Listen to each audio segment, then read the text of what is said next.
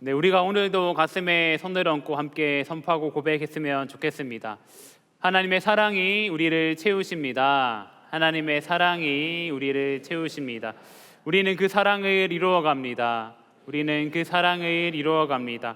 그 사랑으로 우리는 서로를 세워갑니다. 그 사랑으로 우리는 서로를 세워갑니다. 아멘. 이 고백대로 살아갈 수 있는 동안의 모든 청년분들 될 수 있기를 간절히 소망합니다. 오늘도 하나님께서 주신 은혜가 우리 가운데 넘치기를 간절히 소망합니다. 우리는 지난 주일 요한복음의 말씀을 통하여서 우리가 주님 안에서 연결되어 있어야 한다고 말씀을 나누었습니다. 가지가 포도나무에 연결되어 있어야지 열매를 맺을 수가 있듯이 우리 또한 참 포도나무 되시는 예수님께 연결되어야만 열매를 맺을 수 있고 하나님과 함께 할 수 있다라고 하였습니다. 우리 평생의 삶 가운데 예수님께 딱 붙어 연결되어 있기를 간절히 소망합니다. 오늘은 최근 대두되고 있는 이슈를 이야기하며 말씀을 시작하고자 합니다.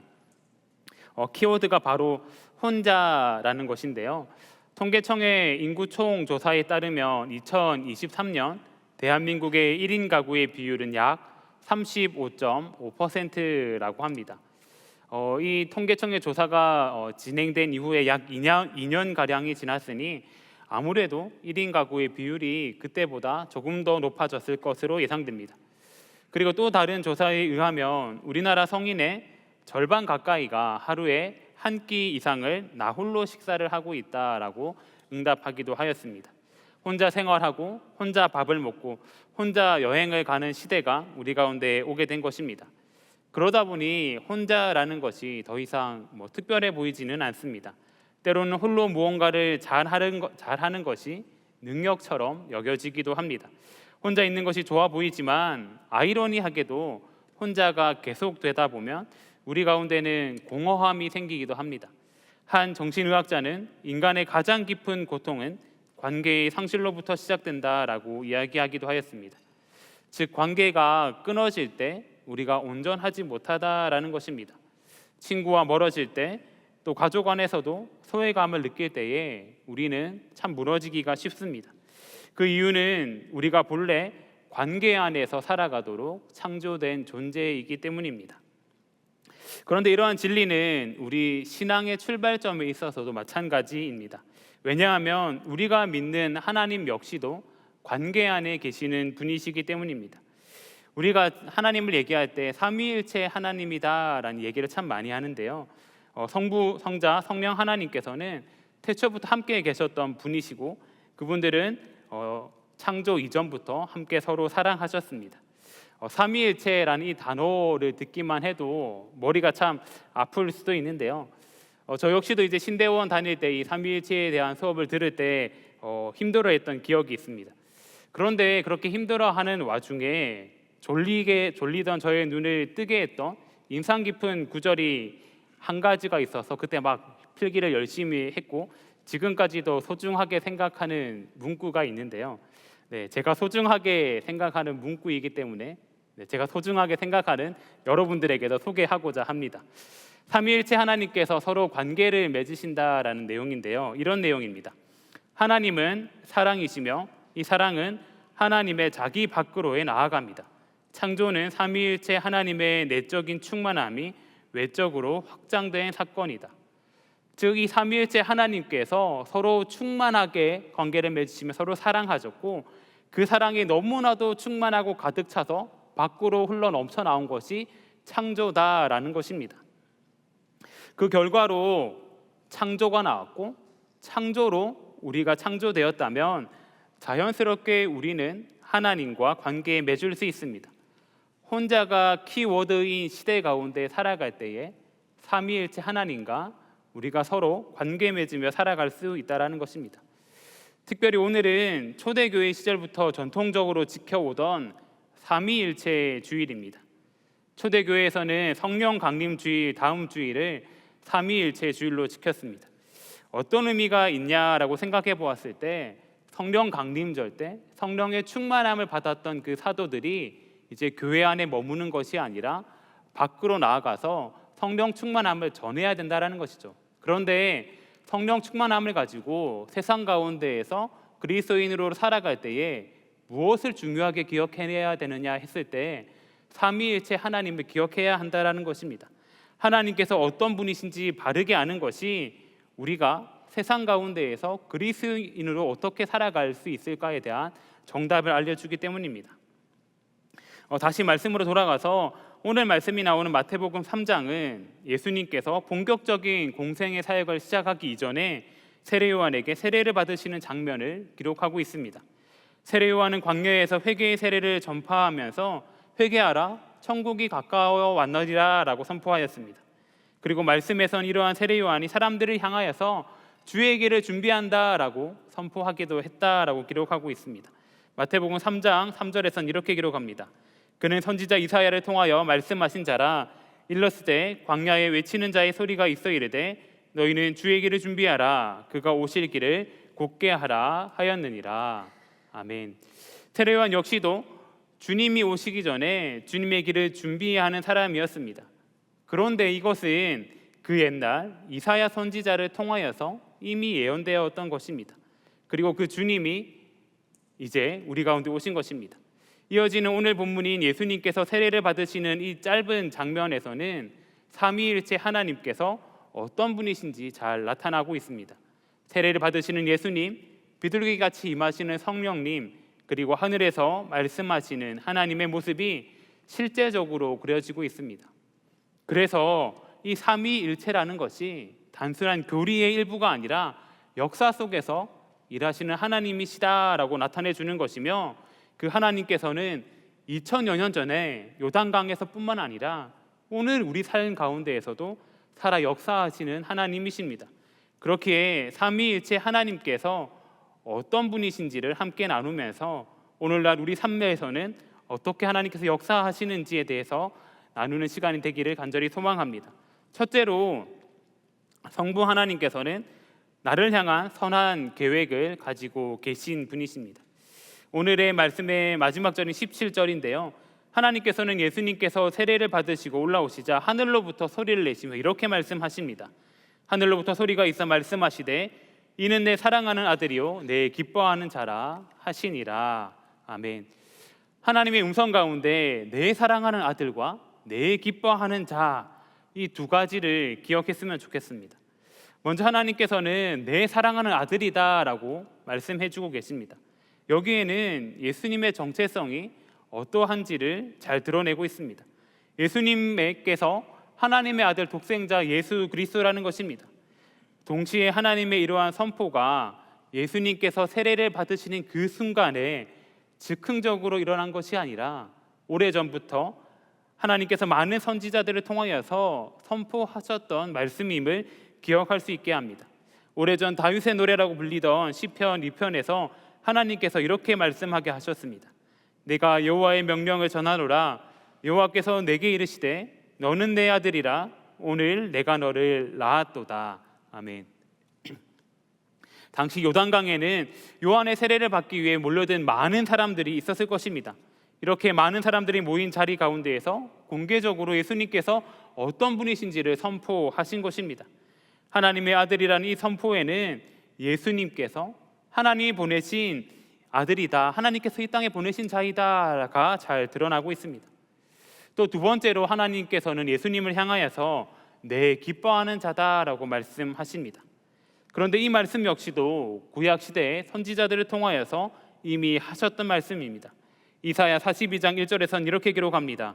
내가 붙드는 나의 종 내 마음에 기뻐하는 자 곧 내가 택한 사람을 보라. 내가 나의 영을 그에게 주었은즉 그가 이방에 정의를 베풀리라. 아멘. 그런데 우리는 이사야 42장을 가리켜서 그리스도의 순환장이다 부릅니다. 온 인류를 구원하기 위하여서 이 땅에 오실 메시아께서 어떤 순환과 고난을 당하시는지를 미리 기록하고 있는 것입니다. 그러면서 오실 그 메시아가 하나님 마음에 기뻐하는 자이다 라고 기록하고 있는데요. 오늘 예수님께서 세례를 받으실 때에 하나님께서 예수님을 향하여서 내 기뻐하는 자다라고 말씀해 주셨습니다. 즉 예수님께서 우리를 위하여서 고난 당하실 메시아이다. 하나님께서 오래전부터 우리들을 위하여서 준비하신 그 메시아가 바로 예수 그리스도이다를 증거하는 것입니다. 이것은 하나님의 계획이다라고 할 수 있습니다. 우리 인류를 구원하기 위한 인류 전체를 향한 하나님의 선하신 계획이다라고 할 수 있습니다. 그런데 여기서도 우리가 중요하게 기억해야 할 것이 있습니다. 하나님께서 예수님을 향하여서 이는 내 사랑하는 아들이요 내 기뻐하는 자다라고 말씀하신 시점입니다. 하나님께서 예수님을 향하여서 이 말씀을 하셨을 때는 아직까지 예수님께서 아무런 사역을 하시기 이전이었습니다. 예수님의 공생의 사역이 시작되기 이전입니다. 어떤 이적도 행하지 않으셨고요, 어떤 치유도 하지 않으셨습니다. 어떤 기적도 행하지 않으셨습니다.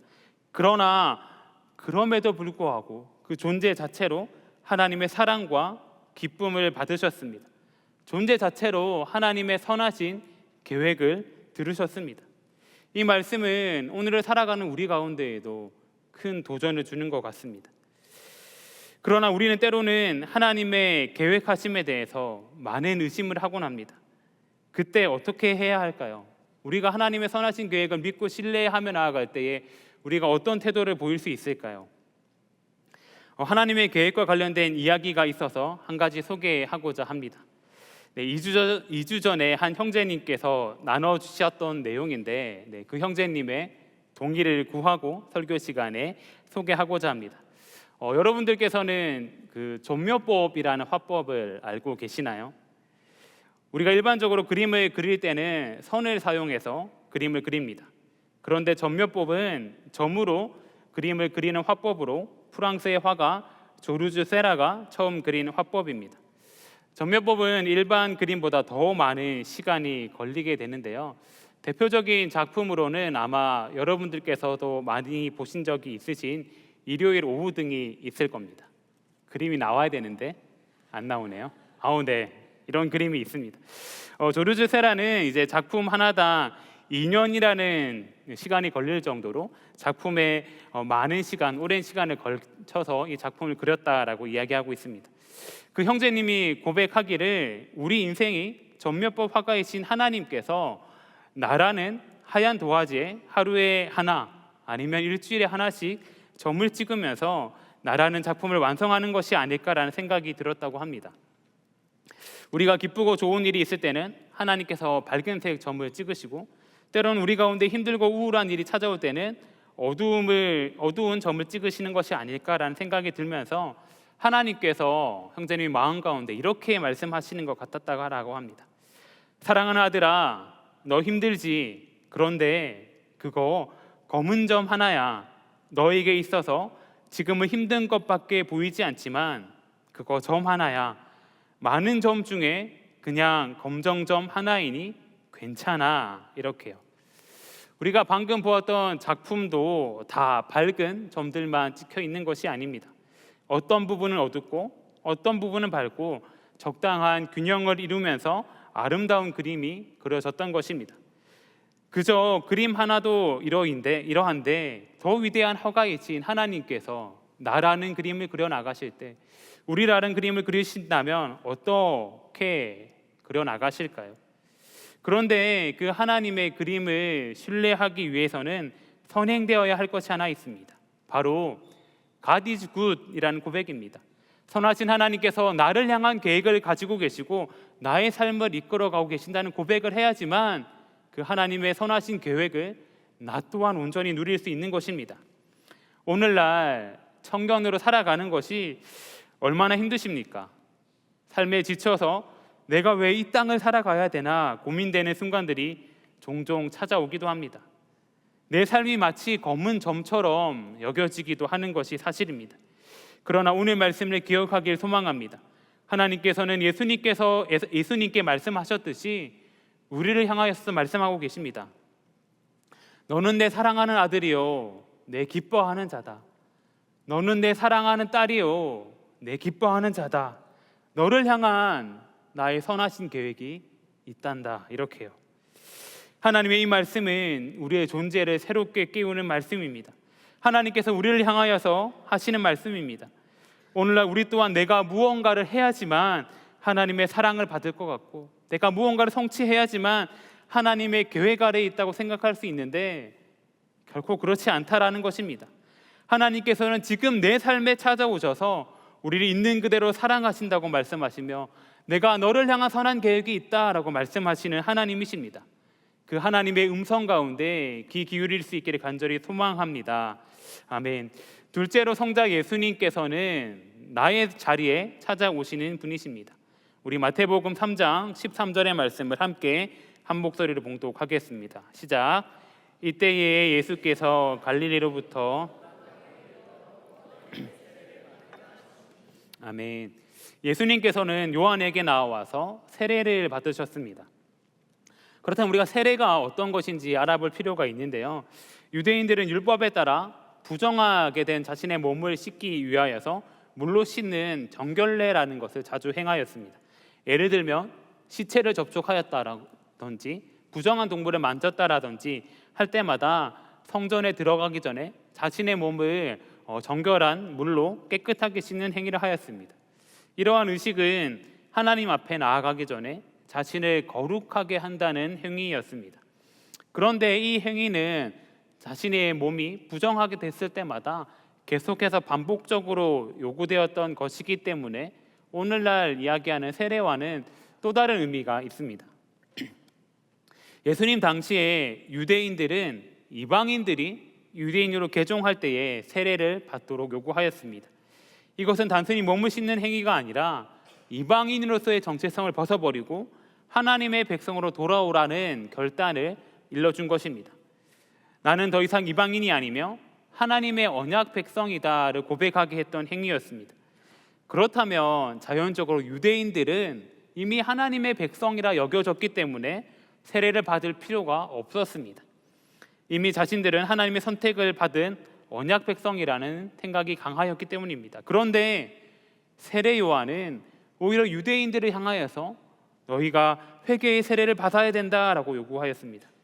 이런 것이지요. 너희가 유대인이라고 하나님의 백성이라고 착각해서는 안 된다. 너희 또한 하나님 앞에서 회개해야 한다. 그리고 진심으로 하나님 나라를 준비해야 된다라고 말했던 것입니다. 세례 요한의 이런 말은 유대인들 가운데 심각한 정체성에 도전을 주었습니다. 자신들은 당연히 하나님의 백성이라 생각하였고 당연히 하나님께 구원을 받을 것이다 라고 생각하였는데 이방인과 마찬가지로 회개하고 새롭게 되어야 된다라고 얘기했던 것이니 얼마나 당황했겠습니까? 세례 요한에게 있어 세례는 단순한 의식이 아니라 유대인들이 가지고 있던 기존의 경건함과 혈통, 종교적 특권을 내려놓고 하나님 앞에 나아가는 낮아짐의 행위 그 자체였습니다. 그래서 이렇게 이야기하고 있습니다. 속으로 아브라함이 우리 조상이라고 생각하지 말라. 내가 너희에게 이르노니 하나님이 능히 이 돌들로도 아브라함의 자손이 되게 하시느니라. 하나님께서는 이 돌들을 향하여서도 아브라함의 자손이다 칭할 수 있으니 너희가 아브라함의 자손이라는 그런 혈통적인 특권을 가지고 내가 다른 사람보다 더 잘났다, 나는 아무것도 하지 않아도 괜찮아 라는 생각을 가져서는 안 된다라는 것입니다. 모든 사람이 낮아짐의 자리 가운데 나와야 된다라고 일렀던 것입니다. 그런데 그 세례의 자리 가운데 예수님께서 찾아오셨습니다. 예수님께서는 죄가 없으시지만 죄인들과 함께 세례를 받으셨습니다. 즉 우리 죄인들이 서야 하는 자리 가운데 예수님께서 오셨던 것입니다. 예수님의 이러한 모습은 단순히 겸손하시기 때문에 이 자리 가운데 오셨다, 세례를 받으셨다를 의미하는 것은 아닙니다. 이 땅의 산 가운데에서 죄인들과 함께 하시겠다라고 선포하시는 것입니다. 온 인류의 모든 죄를 위하여서 나 또한 세례의 자리 가운데 나아가겠다라고 말씀하시는 것입니다. 그래서 세례 요한을 향하여서 예수님께서 이렇게 말씀하십니다. 예수께서 대답하여 이르시되 이제 허락하라. 우리가 이와 같이 하여 모든 의를 이루는 것이 합당하니라 하시니 이에 요한이 허락하는지라. 세례 요한에게 세례를 받으시는 것이 의를 이루는 것이다 라고 말씀하고 계십니다. 여기서 말하는 의의 헬라어 단어 디카이오 슈네는 하나님께 받아들여질 조건이나 상태를 의미하는 것으로 의로움을 이야기하는 것입니다. 하나님 보시기에 올바른 것을 이야기하는 것입니다. 하나님 보시기에 올바른 것은 어떤 것을 이야기하는 것일까요?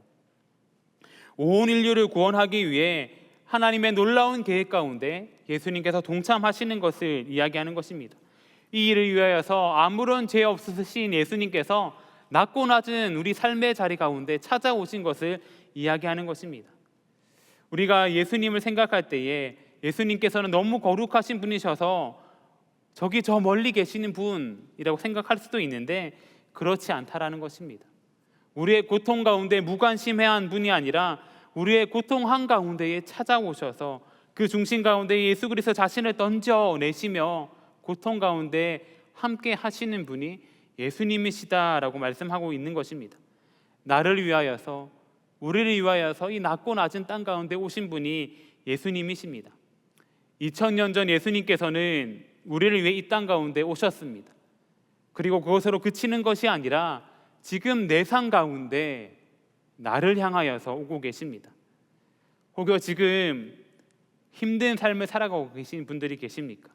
삶의 여러 가지 문제들로 인하여서 내 삶은 고통뿐이라고 여기시는 분이 계십니까? 잠잠히 내 삶 가운데 함께 하시는 예수님을 묵상하길 원합니다. 예수님께서는 힘들어하고 있는 내 삶 가운데, 우리의 삶 가운데 찾아오셔서 내가 너와 함께 하겠다, 내가 고통 중에 함께 하겠다라고 말씀하고 계십니다. 그 예수님께서 지금 내 삶의 한가운데 함께 하시며 우리의 모든 아픔을 만져주고 계신 것입니다.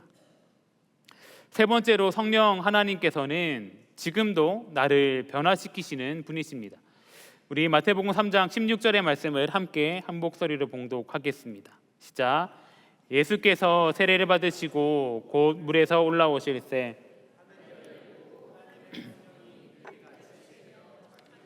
임하심을 보시더니. 아멘. 오늘 말씀 가운데에서 분명하게 성령님의 사역에 대해서 이야기하고 있습니다. 예수님께서 세례를 받으신 직후 성령님께서 비둘기같이 임하게 된 것입니다. 이러한 성령님의 임하심이 구약과 신약 모든 곳에 기록되어 있습니다. 말씀은 성령님이 임하심으로 말미암아 예수님의 사역이 시작된다라고 이야기합니다. 이사야 선지자 역시도 메시아의 오심을 예언하면서 다음과 같이 이야기하였습니다.